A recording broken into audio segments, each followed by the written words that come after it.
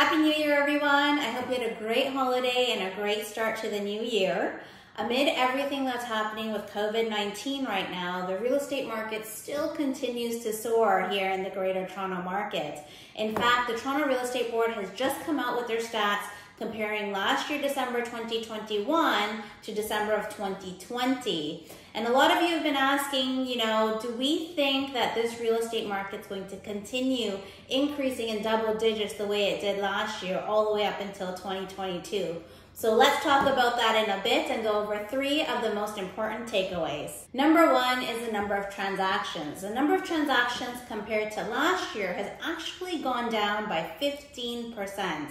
And the main reason for this is there's just not enough inventory in the market. We have tons of buyers, but not enough homes for sale. In fact, if you look at the MLS inventory right now, it's been the lowest that we've seen in many, many years. We at our brokerage are seeing multiple offers on properties priced under that $1.5 million mark. And both condos and low-rise homes continue not to stay in the market for too long. In fact, the days on the market that a listing lasts has gone down from 35 days, which was last year, to now only 19 days.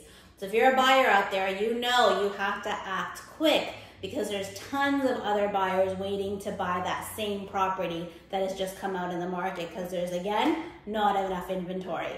One of the biggest changes that we saw last year was the shift of buyers going back into the 416 market.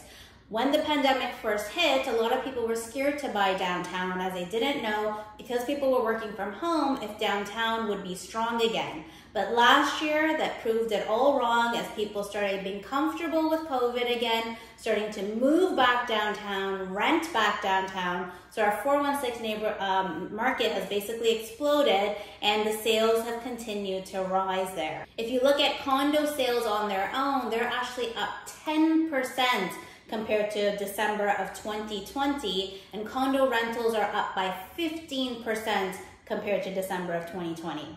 Now the second point is the average price of the homes in the GTA market. And all of last year, you observed and experienced that every month, month after month, the price was increasing by double digits.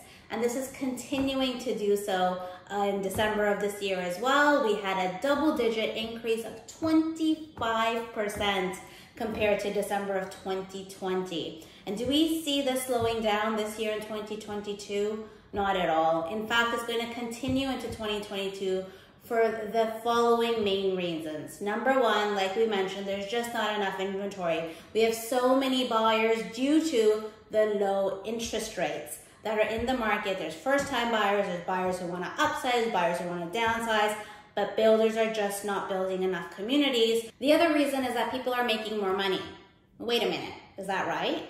How could people be making more money during a pandemic, right? People are losing jobs, there's not enough job security, but it really depends in what industry you work.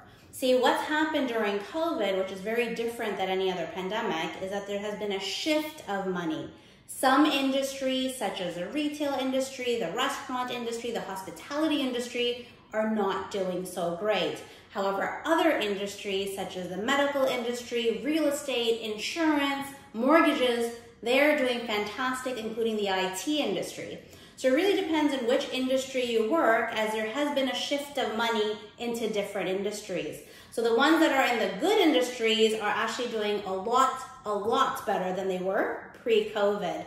So a lot of folks do have a lot of money to invest as well as buy right now, and the low interest rates really does make this into a snowball effect where everybody wants to basically buy any property that comes up into the market.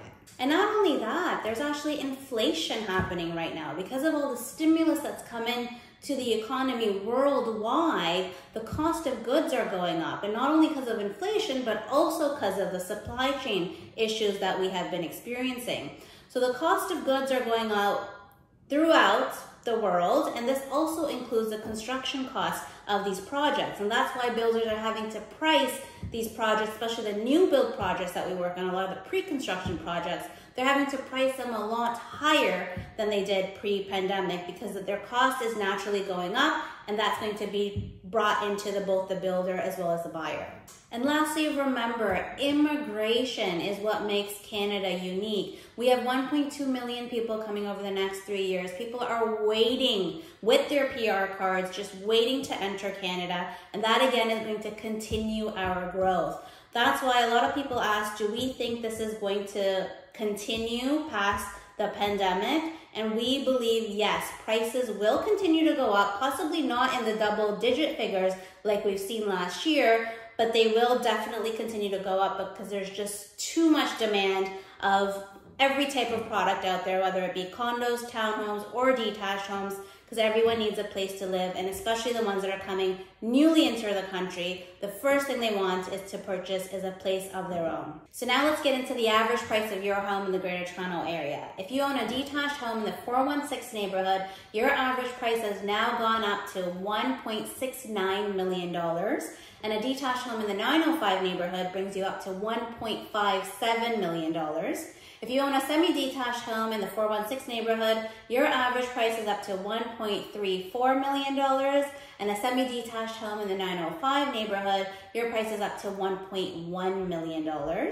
If you own a townhome in the 416 neighborhood, your price is up to $997,000, and a townhome in the 905 neighborhood, your average price is $994,000.